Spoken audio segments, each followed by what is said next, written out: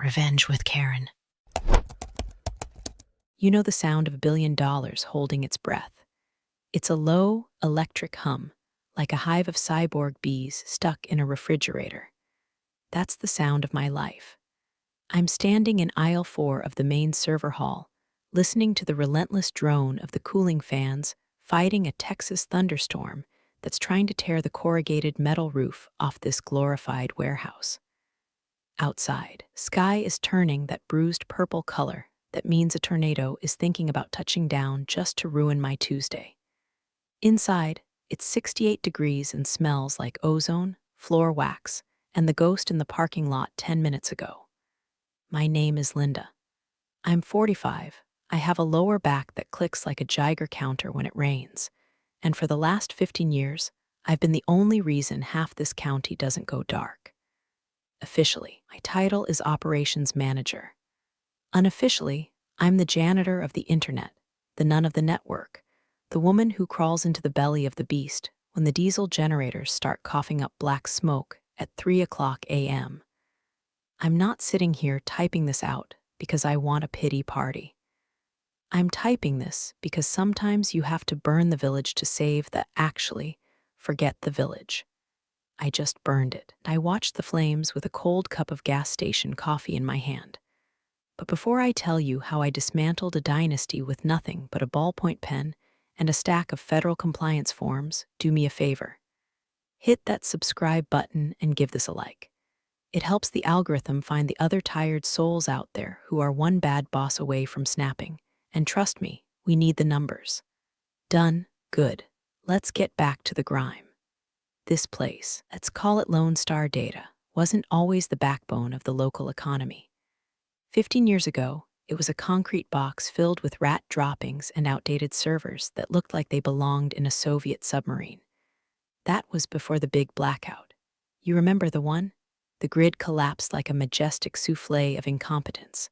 People were melting in their living rooms. The hospitals were running on fumes. I was just a junior tech then, working for Harold. Let's talk about Harold.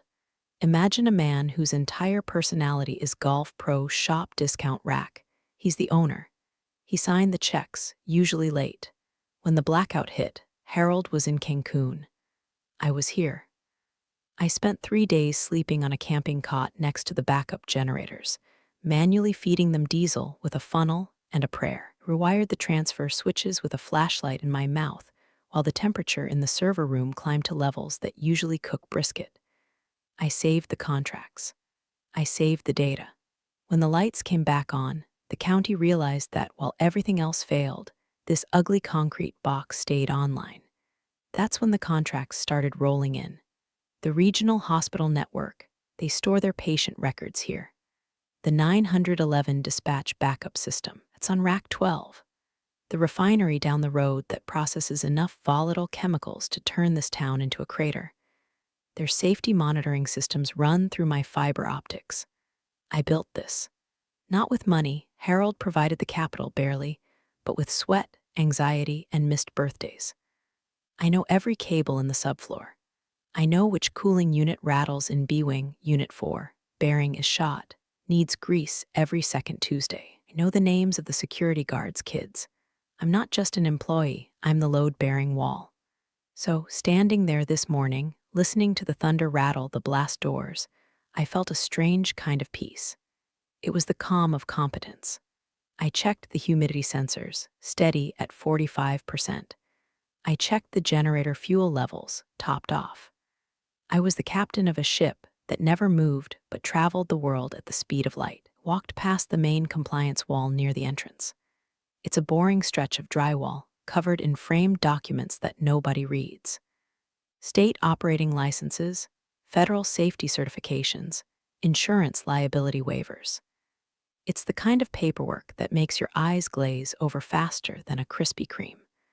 But if you looked closely, and nobody ever did, especially not Harold, you'd see one name typed over and over again in the responsible operator field. Linda Miller, license #TX49201OP. That's me. In the eyes of the state of Texas, the Department of Homeland Security, Critical Infrastructure Division, And the insurance underwriters, I am this building. Harold owns the bricks and the land. I own the reliability.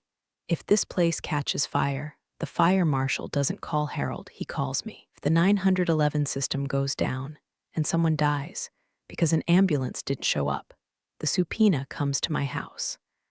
I stared at my name on the wall, framed in cheap plastic. It felt heavy today. Maybe it was the storm. Maybe it was the fact that Harold had called a mysterious all-hands meeting for 10 o'clock a.m. He usually only shows up when he wants to show off his new truck or complain about the cost of electricity, as if I can negotiate with physics. "Hey, Becky," a voice called out. It was Mike, one of my lead techs. Good kid. Tattoos up to his neck, looks like he plays bass in a prison metal band, but he can splice fiber optic cable faster than a spider spins a web. "The boss man is here, and he brought the prince." My stomach dropped. The prince was our nickname for Brian, Harold's son. Brian had been away at university for 6 years, earning a 4-year business degree. Assumed he was majoring in beer pong and failing intro to reality. Last time I saw him, he was 19, drunk, and trying to mine Bitcoin on a laptop he plugged into a critical medical server. I had to physically unplug him before he violated HIPAA laws and crashed the ER database. "Is he wearing a suit?" I asked Mike, taking a sip of my coffee. It was cold. It tasted like battery acid and regret. "Worse," Mike grimaced. "He's wearing a vest, fleece vest, and loafers with no socks." I sighed, the sound escaping me like air from a punctured tire. Patagonia vest or generic corporate giveaways? Patagonia. Branding visible from space. "God help us," I muttered. I walked toward the conference room, my steel-toed boots clacking against the raised floor tiles. The server lights blinked their rhythmic green pulses in the dark, a digital heartbeat I'd kept alive for a decade and a half. I patted the side of server rack as I passed, a habit, like scratching a dog behind the ears. "Good girl, keep running." I didn't know it yet, but that was the last time I'd walked that aisle as the person in charge. The storm outside was nothing compared to the Category 5 stupidity that was waiting for me behind the glass walls of the conference room. I adjusted my tool belt. Yes, I wear it to meetings. It intimidates the sales guys, and pushed the door open. Harold was sitting at the head of the table, looking like a tomato that was about to burst. He was grinning, that wide, fleshy grin he uses when he thinks he's about to bestow a great gift upon the peasants. And next to him sat Brian. Brian looked like he had been generated by an AI prompted with arrogant tech bro who listens to motivational podcasts. He was scrolling on his phone, not even looking up as the staff filed in. Smelled like expensive cologne and unearned confidence. "Becky, come in, come in." Harold boomed, waving a hand that sported a gold pinky ring. "Grab a seat. We've got big news, huge news for the family." I sat down, crossing my arms over my chest. The air conditioning in the conference room was always too cold, a sterile chill that seeped into your bones. I looked around the table. Mike was there, looking nervous. Sarah from billing was chewing her cuticle. Atmosphere was tense, vibrating with the unspoken knowledge that wealthy people only gather the workers for 2 reasons: to fire them or to tell them to work harder for the same money. So Harold started, leaning back and lacing his fingers over his stomach. "As you all know, this place is my baby. But babies grow up, and so do sons." He clapped a hand on Brian's shoulder. Brian flinched slightly, then flashed a blindingly white smile that didn't reach his eyes. "Brian here has finally finished his MBA," Harold announced, beaming. "Top of his class at Well, he finished, and he's ready to take the reins. He's got fresh ideas, modern ideas. He's going to take Lone Star data into the future." I felt a prickle of irritation on the back of my neck. The future? I was currently keeping the present from melting down. "What kind of future?" I asked, my voice flat. Brian finally looked at me. His eyes were empty, like windows in a house nobody lives in. "Optimization, Linda," he said. He said my name like it was a brand of generic detergent. "Synergy, cloud-native pivoting. We're sitting on a gold mine of legacy infrastructure that needs to be disrupted." Disrupted. The favorite word of people who have never had to fix anything in their lives. We host the County 911 system, Brian, I said, keeping my temper on a leash. We don't disrupt. We sustain. Are the boring concrete foundation that keeps the house from falling down. Brian chuckled, a dry, condescending sound. That's the old way of thinking. That's utility thinking. We need platform thinking. Harold jumped in, sensing the friction. Now, Brian has a vision, and to help him execute that vision, we're making some structural changes. He looked at me. The grin faltered for a microsecond, then returned, plastered on with sweat and delusion. Becky, been a rock, a total rock. But Brian is going to take over as director of operations, effective immediately. The room went silent. The only sound was the hum of the servers through the glass and the blood rushing in my ears. Director of operations, I repeated slowly. My job, we're not firing you. Harold said quickly, holding up his hands. God, no, we need your memory. You're the historian. We're moving you to a new role. Senior compliance archivist. Handle the paperwork, the documentation. Help Brian get up to speed, organize the files, make sure the audits are pretty. Compliance archivist. He was putting me out to pasture. He was taking the keys to the engine room and handing me a coloring book. You want me to file papers, I said, the rage starting to simmer in my gut like a pot of chili left on the stove too long.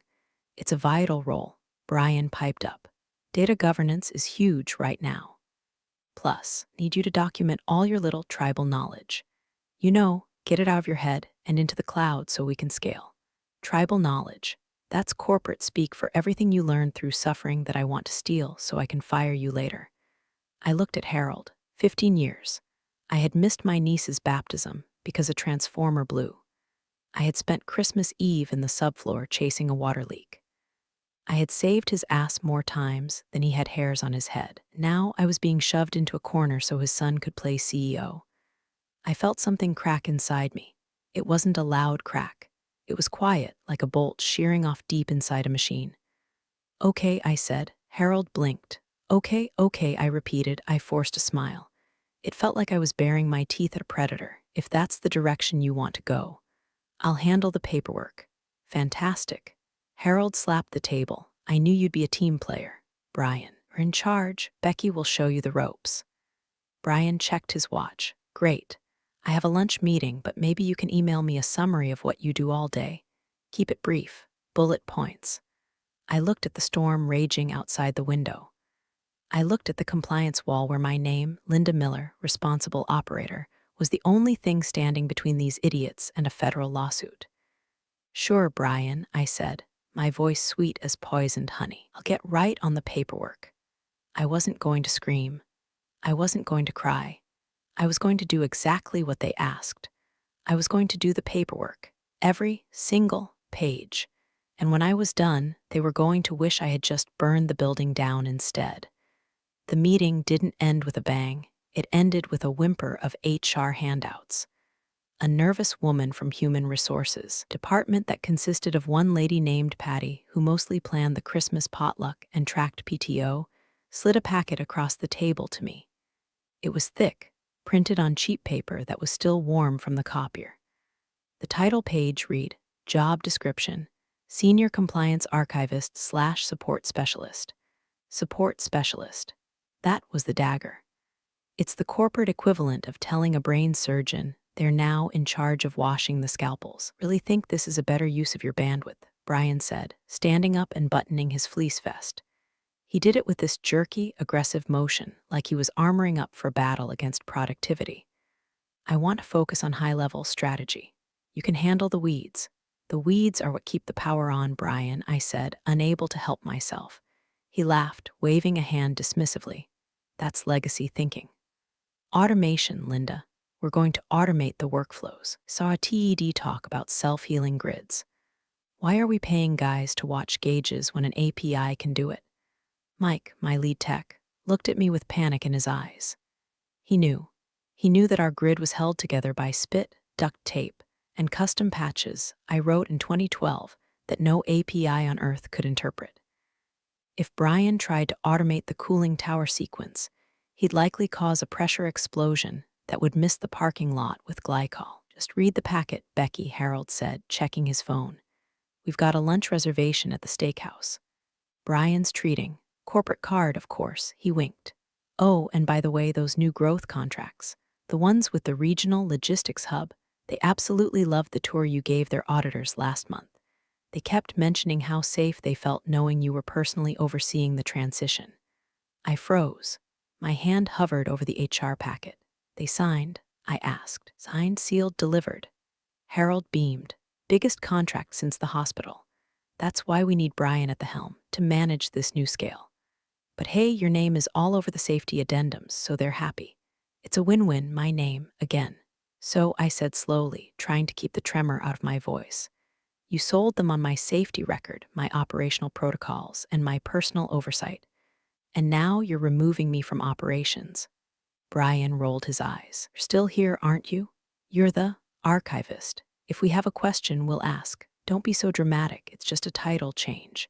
The clients don't care who pushes the buttons as long as the lights stay green.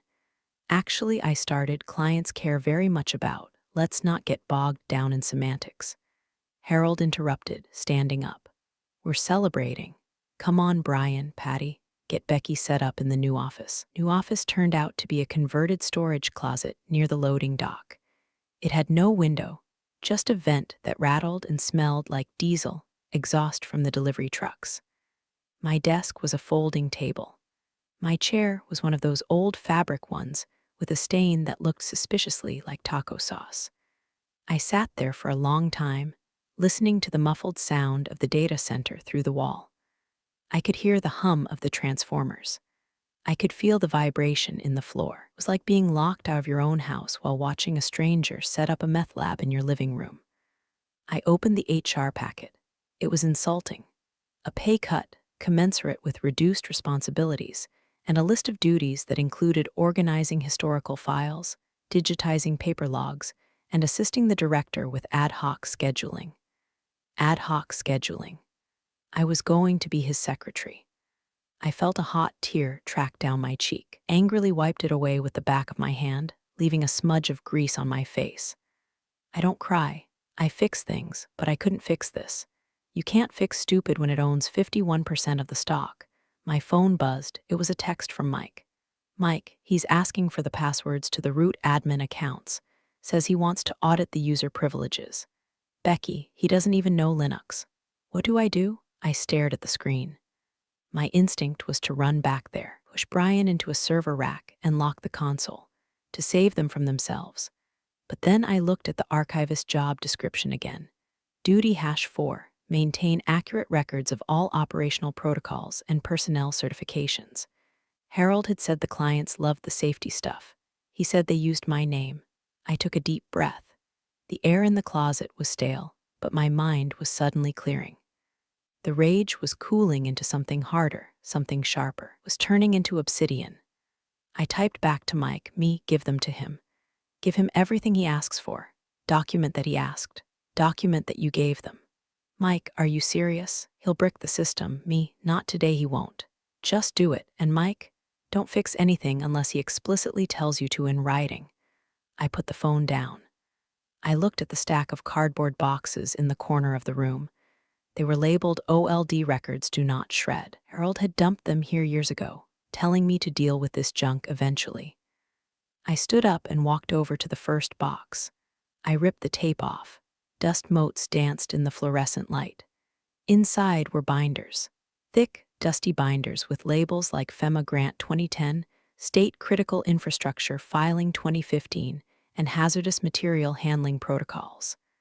I pulled out the FEMA binder. This was from the rebuild after the hurricane. It received a massive federal grant to harden the facility against disasters. Millions of dollars to upgrade the grid connection and install the military-grade generators. I flipped it open. There, on page 4, was the key personnel clause. Grant eligibility is contingent upon the continuous employment and oversight of a state-licensed master infrastructure operator, level 4 or higher, designated as the primary point of responsibility. Any change in key personnel must be reported to the Oversight Committee within 72 hours, potentially triggering a compliance review and funding clawback. I ran my finger over the signature at the bottom. Linda Miller. I opened the next binder, the insurance policy for the hospital servers. Clause 14b, continuity of expertise. Insured facility guarantees that all critical life safety systems are under the direct supervision of a certified operator with a minimum of 10 years' experience in medical data continuity. Signature, Linda Miller. I sat back on my taco sauce chair. The humiliation in my chest began to recede, replaced by the cold, calculating hum of a technician diagnosing a fatal system error. They hadn't just demoted me, had inadvertently violated the foundational legal structure of their entire business. Harold thought my name on the wall was just decoration, like a hang in their kitty poster. He didn't realize it was the load-bearing beam. He wanted me to do paperwork. Oh, I was going to do the paperwork. I was going to read every single line of fine print in this damp, windowless closet. I was going to map the spiderweb of liability they had trapped themselves in. I reached into my pocket and pulled out my pack of Marlboros. I tapped one out just to hold it, to smell the unlit tobacco. "Welcome to the archives, boys," I whispered to the empty room. I turned on the ancient computer they had left on the desk. It groaned to life, the fan sounding like a dying jet engine. I cracked my knuckles. Step 1, inventory. I needed to know exactly how much they owed to the name Linda Miller. As I started typing, I heard a loud thump from the other side of the wall, followed by the muffled sound of a collision. Then Brian's voice, yelling, "Who put a ladder there? Jesus, someone move this junk." I smiled. He had tripped over the ladder to the halon gas suppression system. If he had hit the release valve, it would have dumped $50,000 worth of gas into the room and sucked the oxygen out of the air. He missed it by inches. This time, I opened a new spreadsheet. I titled it The Exit Strategy. And then I started to work. Not for them, for me. That night, I didn't go straight home. I drove my beat-up car to a spot overlooking the reservoir. It's where the high-tension power lines cross the water, huge steel skeletons marching across the lake, carrying enough voltage to fry a dinosaur. I sat on the tailgate, smoking a cigarette, watching the red warning lights blink on top of the towers. Blink, blink, blink. Consistent, reliable, unlike my career. My phone buzzed in my pocket. It was a notification from my bank. Mortgage payment scheduled, $1,450. I groaned. That was the reality check. I couldn't just storm out, flip a table, and tell Brian to shove his Patagonia vest where the fiber optics don't shine. I had a mortgage on a small ranch house that still smelled like my dad's pipe tobacco. Had a mom in an assisted living facility 2 towns over that cost more per month than Brian probably spent on hair gel. Memory care, they called it. She didn't remember me half the time, but she remembered to ask if I was still working at that loud place with the nice Harold. If I quit, the health insurance vanished. If the health insurance vanished, Mom's meds went from expensive to bankruptcy. Harold knew this. That was the sickest part. Knew I was the breadwinner for a ghost family. He knew I was trapped by responsibility. That's why he felt safe handing my job to a kid who thought redundancy was a bad word. He thought I was a captive audience. I flicked my cigarette butt into a soda can in the truck bed. Not captive, I muttered, dormant. When I finally got home, I didn't turn on the TV. I cleared off the kitchen table. I had brought the compliance archivist work home with me. Technically, I wasn't supposed to take files off-site, but since I was now the archivist, who was going to stop me? Brian, he was probably busy trying to figure out how to expense a Peloton to the company account. I laid out the photocopies I'd made. It was a mosaic of liability. I started with the state of Texas filings. Every year, we have to file a critical infrastructure resiliency plan. It details how we handle heat waves, hurricanes, and cyber attacks. I found the 2023 filing. Section 4.1, Operational Leadership. Designated Operator, Linda Miller. Qualifications, Master Electrician, Certified Data Center Professional, CDCP, FEMA Incident Command Level 3. I looked at the notes in the margin. Harold had written, "Make sure Becky's certs are attached. The inspector loves her." Then I moved to the client contracts.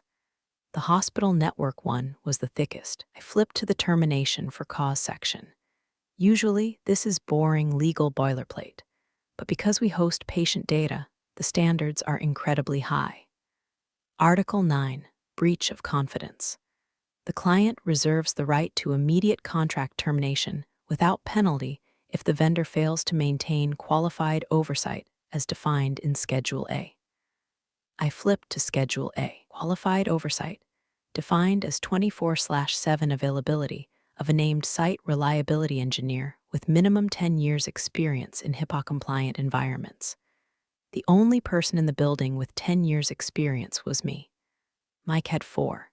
Brian had 0. If I left, the hospital contract wasn't just voidable, it was a breach. They could sue for damages. I poured myself a glass of whiskey, cheap stuff, burns the throat in a good way. Kept reading. It got worse, or better, depending on how you looked at it. The EPA permits for the diesel generators, my name. The Homeland Security clearance for the refinery data, my background check.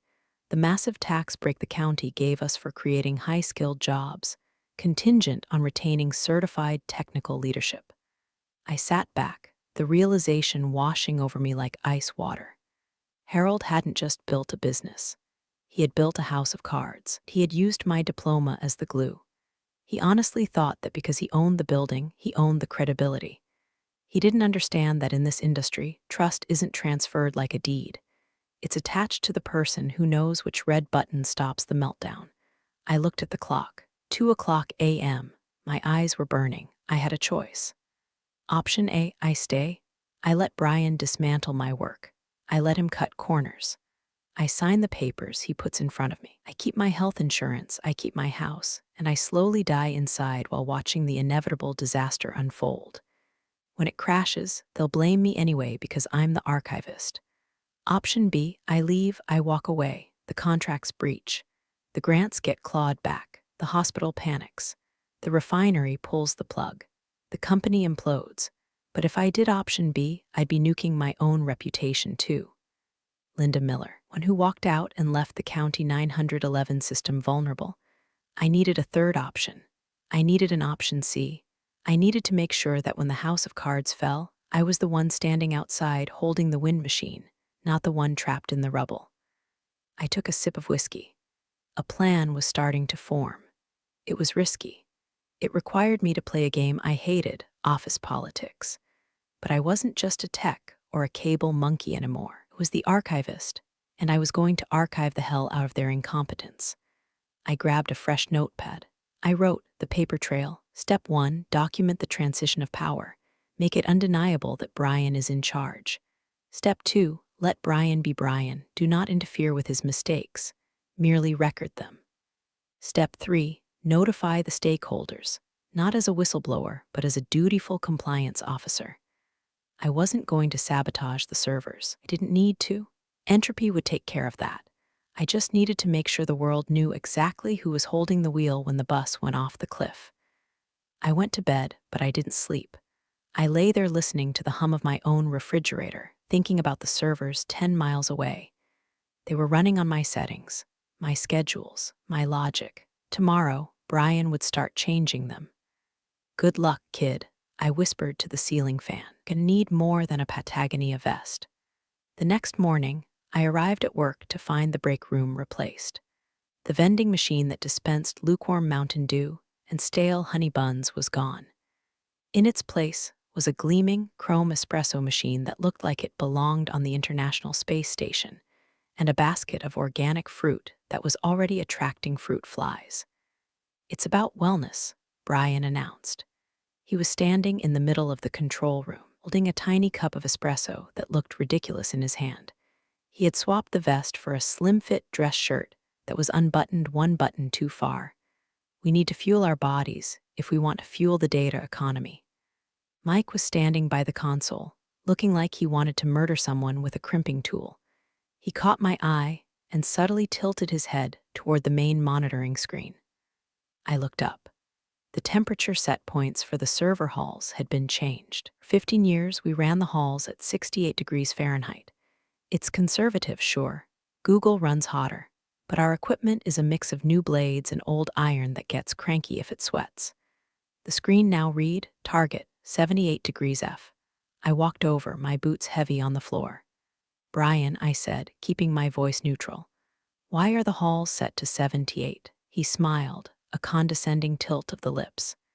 Efficiencies, Linda. Read a white paper from Facebook. They run their centers warmer to save on cooling costs. We're wasting thousands a month chilling this place like a meat locker. I'm optimizing the OpEx. I took a deep breath. Facebook designs their own custom servers to handle heat. We are running legacy Dell racks from 2016 and the 911 dispatch mainframe, which is essentially a toaster oven with a hard drive. If you run them at 78 in a Texas July, inlet temperature will spike to 90 in the hot aisles. It's fine, he dismissed me, turning back to the espresso machine. The sensors will alert us if it gets critical. We need to be lean. Lean, I repeated. Okay, just so I can update the compliance log, you are overriding the manufacturer's recommended operating range to save on electricity. I'm modernizing our sustainability profile, he corrected. Write that down. Got it, I said, pulled out my notepad and wrote. 09:15 a.m. Director Brian increases temp to 78 F against advise of technical staff. Cited Facebook white paper as justification for ignoring Dell thermal specs. Later that afternoon, the real test came. I was in my closet office, scanning the original deed to the property. Fun fact. Harold put the land in a separate LLC to dodge taxes, which might be interesting later. When the floor vibrated, was a deep, rhythmic thrumming. The kind you feel in your teeth. I knew that feeling. It was the number 3 generator doing its weekly exercise cycle. Every Wednesday at 2:00 p.m., the system automatically fires up the massive diesel engines to make sure they work. It runs for 30 minutes, then shuts down. Suddenly, the vibration stopped, abruptly, like a heart attack. I waited for the restart. Nothing. I grabbed my radio, force of habit, remembered I was an archivist. I put it down. I sat on my hands. Do not fix it. Do not fix it. 2 minutes later, my door flew open. It was Mike. He was pale. He shut it off, Mike gasped. Who? Brian. He walked out to the generator yard and hit the emergency manual stop on number 3 while it was spooling up. Why? I stood up, forgetting my vow of silence. He said it was noise pollution during his conference call with the investors. He said we don't need to run them every week, that once a month is enough to save diesel. My blood ran cold. Mike, if you don't run those engines weekly, the seals dry out. The fuel separates. And if you emergency stop a diesel engine under load without a cool-down cycle, you can warp the cylinder heads. I know, Mike yelled. I told him that. He told me to stop being a mechanic and start being a visionary. I closed my eyes. Warped cylinder head meant a $40,000 repair and 3 weeks of downtime. If we lost mains power during those 3 weeks, we'd be down to N+1 redundancy. If another generator failed, the hospital would go dark.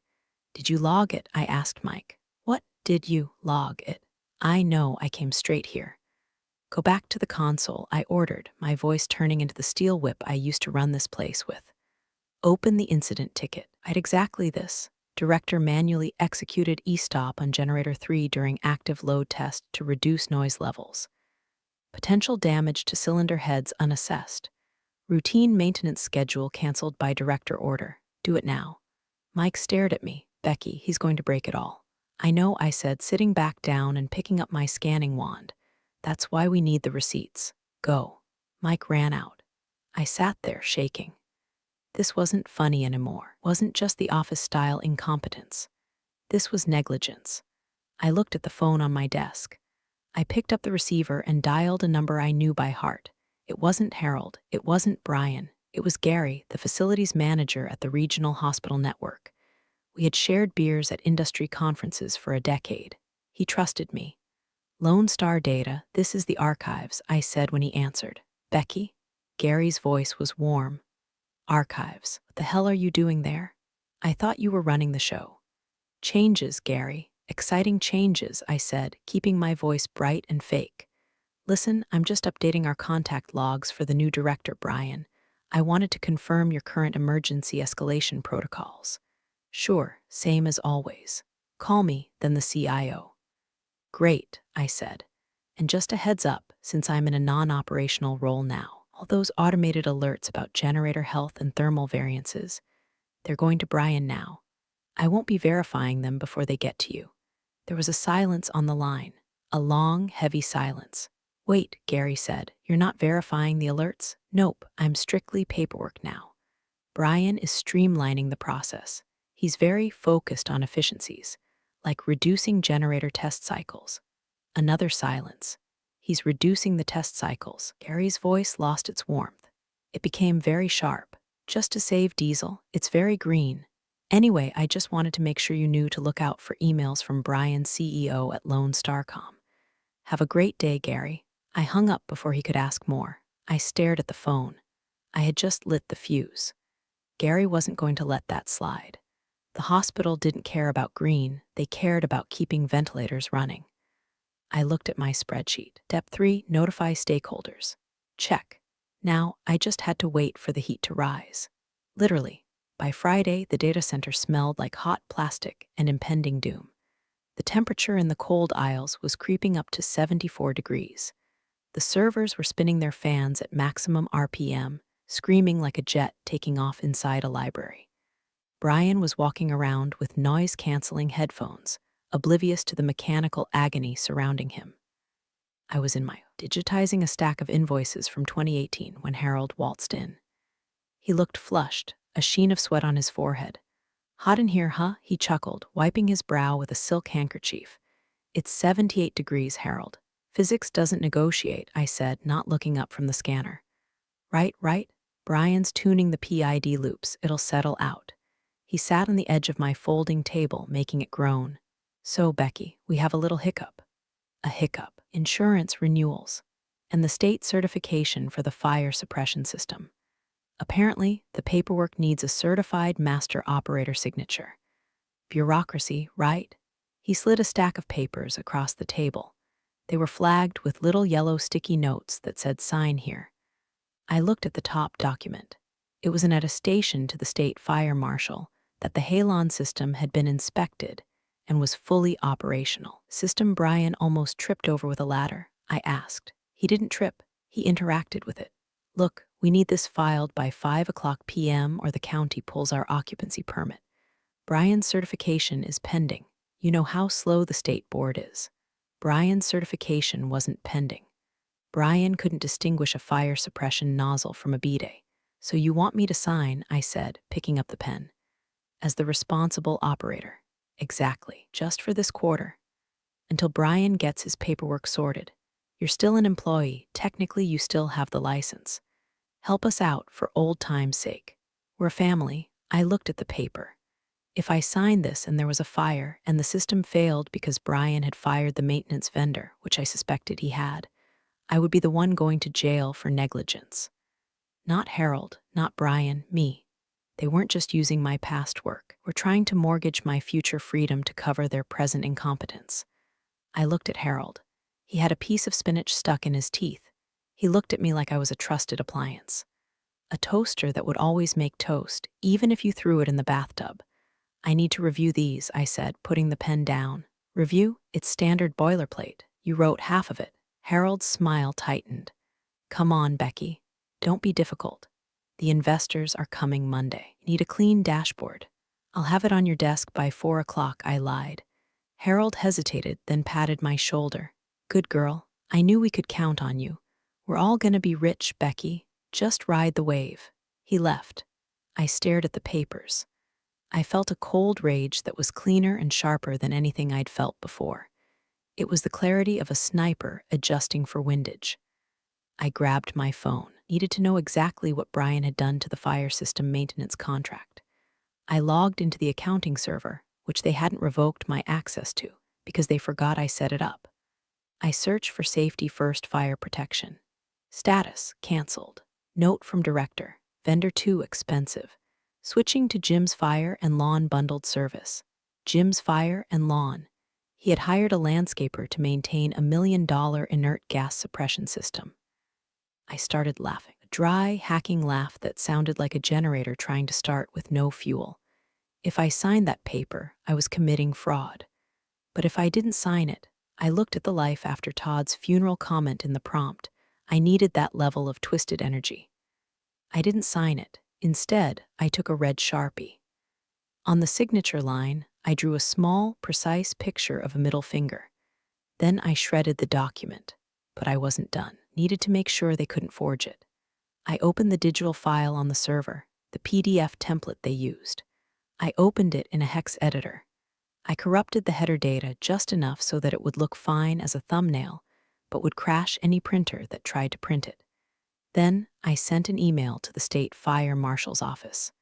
A friendly inquiry from my personal email. Subject: clarification on operator status Lone Star data. Whom it may concern. I am writing to formally update my employment status. As of Tuesday, I have been reassigned to a clerical role and no longer have operational oversight or authority at the Lone Star facility. Please advise on the necessary forms to remove my license from the site's active compliance roster immediately. I hit send. That email was a tactical nuke. The fire marshal doesn't play around.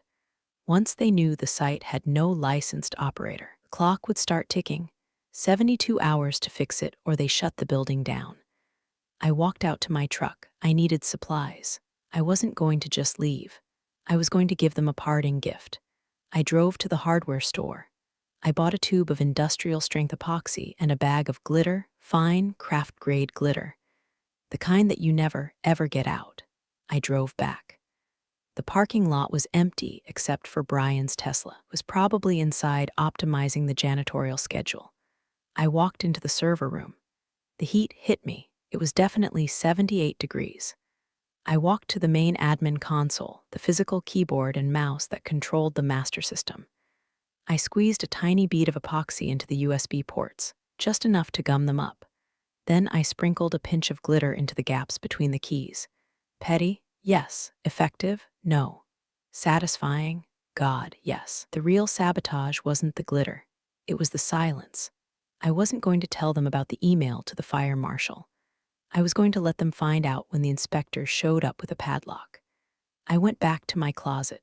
I put the signed stack of papers, which were actually just blank pages I'd stuffed in the envelope, on my desk.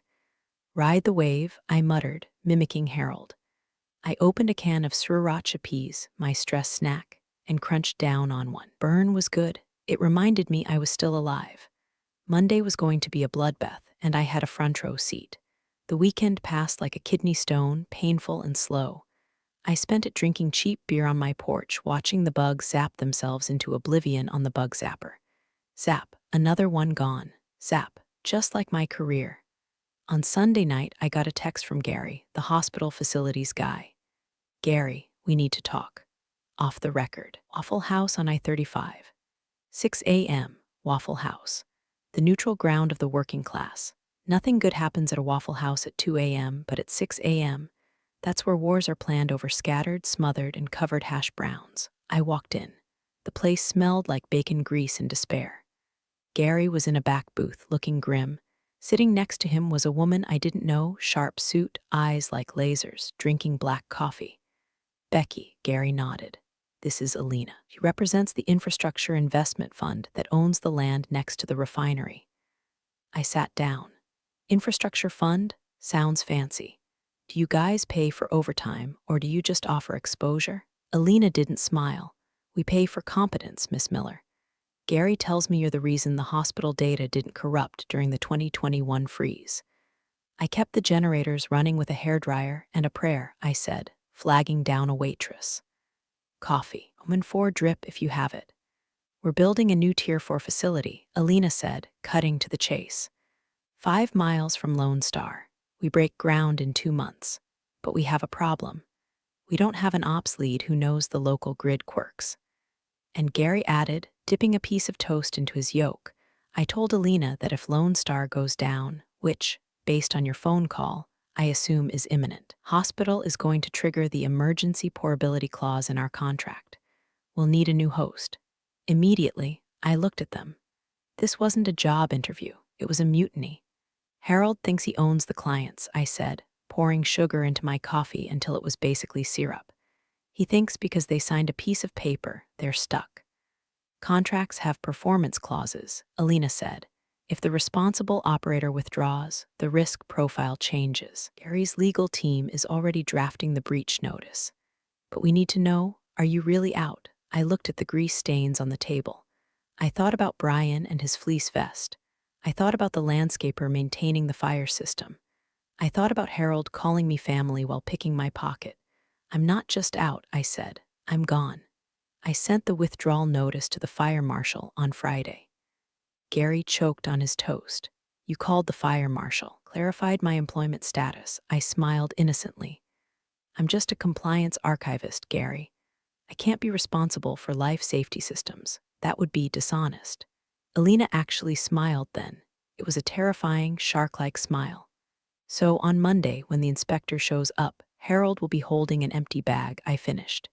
We can offer you a signing bonus, Alina said, sliding a napkin across the table. She had written a number on it. I looked at the number. It was more than I made in 3 years at Lone Star. Plus full autonomy, she added. No sons, no golf buddies. You run the floor, we write the checks. I picked up the napkin. I want to bring my lead tech, Mike, and Sarah from billing. She knows where the bodies are buried. Done, Alina said. One more thing, I said, tearing the napkin into shreds and dropping them into the ashtray. I don't want to start in 2 months. I want to start Tuesday. Why Tuesday? Gary asked. 'Cause Monday is the investor meeting at Lone Star. I grinned. And I want to be able to walk out of that conference room and drive straight to my new office while the smoke is still clearing. Gary laughed. You're mean, Becky. I'm not mean, I said, standing up. I'm optimized. I drove home feeling lighter than I had in years. The air tasted sweeter. Even the exhaust from the refinery smelled like victory. But I still had to get through Monday. Monday morning, day of the big investor presentation. The parking lot was full of rental cars, suits everywhere. Harold was running around like a headless chicken, adjusting his tie every 5 seconds. Brian was wearing a full suit, looking sweaty and manic. Becky, Harold grabbed my arm as I walked in. Did you sign the fire forms? On your desk, I said. Technically true. The blank envelope was on his desk. Great, great. Listen, stick around the conference room. If they ask any technical questions Brian gets stuck on, just jump in. Smoothly, you know? Smoothly, I agreed, like a laxative. What? Like a well-oiled machine, Harold, right? Good, go get set up. I walked into the conference room. It was packed. The investors, a group of venture capital guys from Austin who looked like they'd never touched a tool in their lives, were sitting on one side. Harold and Brian were on the other. I sat in the back, in the support chair. Brian stood up. He loaded his PowerPoint. The first slide said, Lone Star Data, Disrupting the Legacy. Gentlemen, Brian started, his voice cracking slightly. Welcome to the future. He clicked to the next slide. It was a graph showing projected savings. By optimizing our cooling to industry-leading standards, we have reduced energy spend by 15% in just 1 week, Brian bragged. One of the investors raised his hand. Quick question. Operational logs show an inlet temperature of 79 degrees this morning. Dell's warranty voids at 80. Isn't that cutting it close? Brian froze. He looked at me. I smiled. I didn't say a word. I just opened a bottle of water very loudly. Crackle, crackle. Brian stammered. That's a sensor error. Legacy sensors. We're replacing them. And the generator maintenance, another investor asked. We saw a reduction in fuel costs. Does that mean you're running fewer tests? We're running smarter tests, Brian said, sweating now. The door opened. Everyone turned. It wasn't the catering. It was a man in a blue windbreaker with a badge on his chest. State Fire Marshal. Behind him was Gary. And behind Gary was a process server holding a stack of legal papers. Harold Jenkins, the fire marshal, barked. Harold stood up, pale as a sheet. Yes, we're in a meeting. I'm shutting you down, the marshal said, stepping into the room. We received notice that your responsible operator has withdrawn. You are operating a critical infrastructure facility without a licensed supervisor. You have 0 minutes to comply. The room went dead silent. The only sound was the hum of the projector fan. Harold looked at the marshal, then he looked at Brian. Then, slowly, terrifyingly, he looked at me. Becky, he whispered. I stood up. I smoothed out my Carhartt pants. Actually, I said, my voice carrying clearly across the room, it's Miss Miller. and I believe my exit interview is overdue. The silence in the conference room was so heavy you could have bagged it and sold it as weighted blankets. The fire marshal, a guy named Rick who looked like he ate concrete for breakfast, stood with his arms crossed. The investors were looking at their phones, probably texting their lawyers to pull out the funding. Harold, bless his heart, tried to play it off. Rick, buddy. Harold walked around the table, arms open. There's been a misunderstanding. A clerical error. Becky, Miss Miller is right here. She's our senior. She's here. He turned to me, his eyes pleading. Becky, tell him. Tell him you're still the responsible operator. It's just a title change, right? You're still supervising the floor. This was it. The moment. I looked at Brian. He was slumped in his chair, the disruptor deflated. I looked at the investors. Actually, Harold, I said, stepping forward, I'm not. What? Harold's smile flickered like a dying light bulb. I'm the compliance archivist, I said, enunciating every syllable. My job description, which Brian wrote and you signed, explicitly states my duties are administrative. I have no operational authority. I cannot authorize maintenance. I cannot oversee safety protocols, and therefore I cannot be the licensed operator of record. But you're here, Harold hissed. Say you're doing it. We can fix the paperwork later. That would be fraud, Harold, I said sweetly. And I don't look good in orange. The fire marshal stepped forward. Mr. Jenkins, if Miss Miller is not in charge of the life safety systems, who is? Do you have another level 4 operator on site? Harold looked at Brian. Brian, you took the course, right? The online one. Brian turned a shade of green usually reserved for spoiled guacamole. I watched the videos, but I didn't take the exam yet. The website was down. The website was down, the marshal repeated flatly. You're running a Tier 3 data center hosting 911 dispatch, and your qualification is the website was down. Gary, standing in the doorway, cleared his throat. This constitutes a material breach of the hospital service agreement. Paragraph 4, Section C. Immediate termination for cause. He slapped a folder onto the table, pulling the data. We're moving to the new facility down the road, effective immediately. You can't do that. Brian squeaked, we have a contract. You had a contract, Gary corrected. Now you have a liability. Harold was hyperventilating. He turned on me, the family mask finally slipping off completely. You did this, he snarled. You planned this. You ungrateful, after everything I did for you. I gave you a job. You gave me a paycheck, Harold, I said, my voice dropping to that low, dangerous register I use when a live wire is sparking.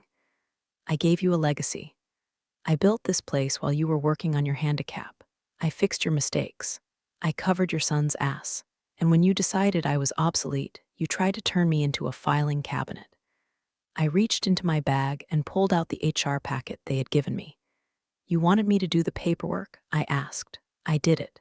I tossed the packet onto the table, slid across the mahogany and hit Brian's elbow. I archived every email where Brian denied maintenance requests. I documented every temperature spike. I logged the generator shutdown. It's all there. The history of the fall of Rome, categorized by date and time. The investors were standing up now, collecting their briefcases. One of them looked at Harold. Mr. Jenkins, expect a call from our legal department. We don't invest in fraud. They walked out. Fire marshal looked at his watch. You have 1 hour to safely power down the non-essential loads before we cut the main breaker. If you don't have a licensed operator, you don't have power. That's the law, 1 hour. Brian panicked. We can't migrate the data in 1 hour. No, I said, you can't. I looked at Mike, who was standing by the door, trying not to grin. Mike, I said, you want a job? Where? Mike asked. With me and Alina. Starting salary is 20% over what you make here, and we don't use sriracha as a management tool. I'm in, Mike said, ripping off his Lone Star ID badge and tossing it on the floor. Sarah, I asked the billing girl. Take me with you, she whispered. I turned back to Harold. He was sitting in his chair, head in his hands. The empire was crumbling, and he was just a man in a golf shirt watching it burn. I'm done here, I said. The words tasted like champagne. Turned to leave, but Brian stood up. You can't just steal our staff, he shouted. That's poaching. It's the free market, Brian, I said over my shoulder. I thought you loved disruption. I walked out of the conference room past the glass walls into the server hallway. The heat was oppressive now. The fans were screaming. The red warning lights on the generator panels were blinking. It was a symphony of failure. And for the first time in 15 years, I didn't have to conduct it. Walk from the conference room to my truck was only 50 yards, but it felt like walking across the moon. Behind me, the chaos was erupting. I could hear Brian yelling at the fire marshal, a strategy that has literally never worked in the history of fire safety. I could hear Harold on the phone, screaming at someone, presumably a lawyer, who was about to charge him $500 an hour to tell him he was screwed. I stopped at my locker. Metal door had a sticker on it from 2008, Y2K Survivor Team. I opened it. Inside was my spare pair of boots, a bottle of ibuprofen, and a framed photo of my dad in his Vietnam jacket. The jacket Karen, my ex-sister-in-law, long story, had tried to donate to Goodwill. I rescued it. I packed my things into a cardboard box. It wasn't much. 15 years of blood and sweat. It all fit in a box that used to hold printer paper. Mike was waiting for me by the exit. He had his own box. "Did you see Brian's face?" Mike asked, lighting a cigarette with shaking hands. "He looked like he tried to divide by zero." "He did," I said. "He tried to divide competence by ego." Suddenly, the heavy blast doors to the server hall hissed open. Harold came running out. He wasn't the arrogant owner anymore. He was a desperate old man. "Becky." He grabbed my door handle as I was about to climb in. "Please, you can't leave us like this. The hospital people could die." I looked at him. The people could die card, the ultimate guilt trip. "The hospital is migrating to the backup site as we speak," I said calmly. "Gary has been mirroring the data to Alina's cloud for 3 days. I set up the transfer script on Sunday night." Harold froze. You helped them leave." "I protected the data, Harold," I said. "That's what a responsible operator does. I made sure the client was safe. Even if it meant cutting you out. I'll double your salary," he begged, "triple it. Just tell Rick you're back in charge. We can fix the cooling. I'll fire Brian, I swear I'll fire him right now." I looked at the building, the beige metal siding, the satellite dishes on the roof. It was my baby. I raised it. I fed it diesel and cool air. But it had rabies now. "It's too late, Harold," I said. "Broke the trust? You can't patch that." I pulled my door shut. Harold stood there, hand on the glass, looking like a ghost. I started the engine. The Ford rumbled to life, a sound I trusted more than any human in that building. "Where to, boss?" Mike asked, leaning into my window. "The Waffle House," I said. "I think Alina is buying lunch." As I pulled out of the parking lot, I looked in the rearview mirror. I saw the lights in the lobby flicker. Then the exterior floodlights cut out. The fire marshal had pulled the main breaker. Lone Star data was dead. I didn't feel sad.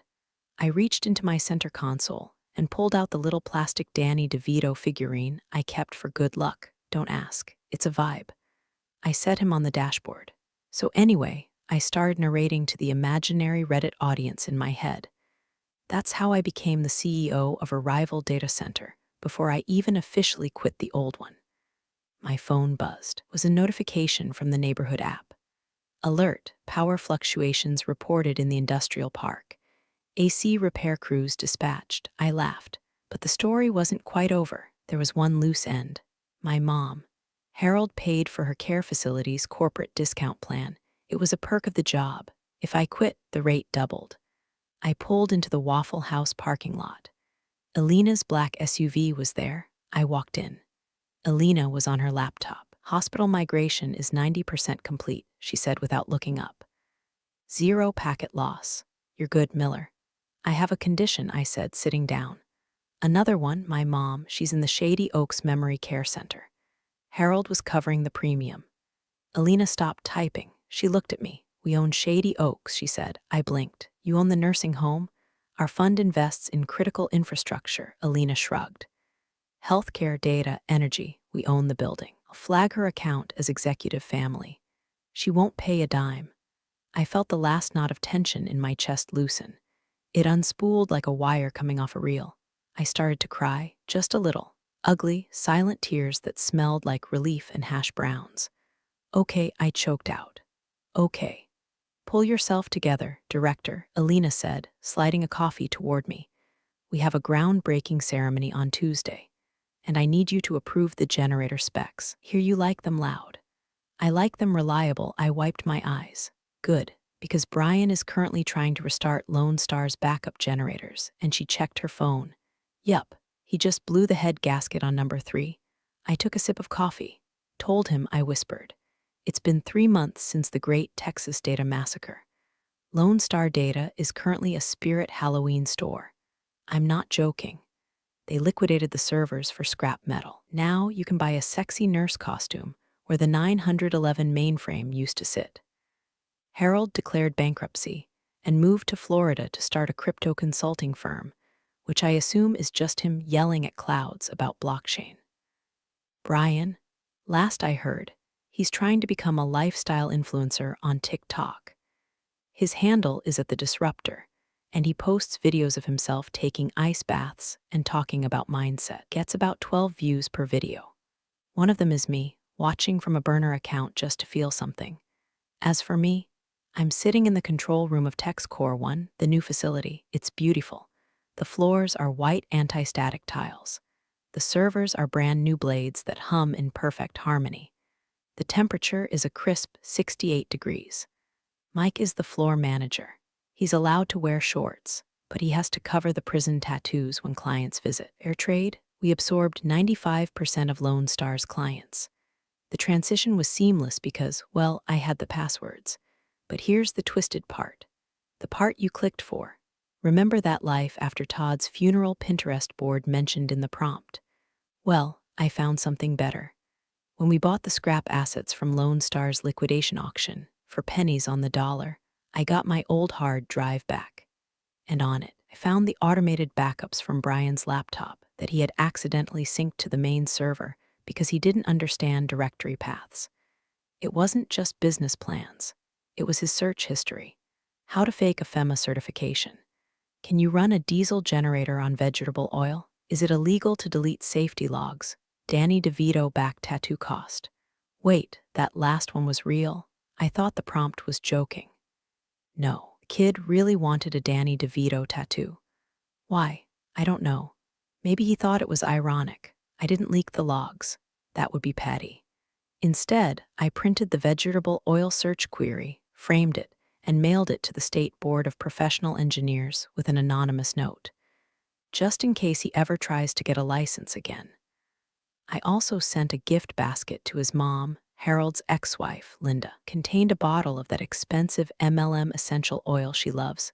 Thieves, ironic, and a printout of Harold's hidden Cayman Island account numbers that I found in the old records box. I hear the divorce settlement reopening is going to be spicy. So here I am, 45 years old, simple tech turned director of operations. I spend my evenings listening to ASMR videos of server fans spinning up. It soothes me. It sounds like money. It sounds like competence. The other day, a new intern asked me what my secret to success was. I looked at him, took a drag of my cigarette, and said, "Kid, never let them turn you into paperwork. And always, always know where the manual kill switch is." He nodded, terrified. I went back to my screens, all green, all stable.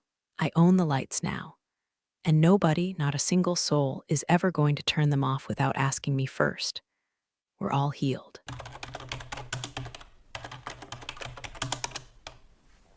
Appreciate you sticking around, you wise old rebels.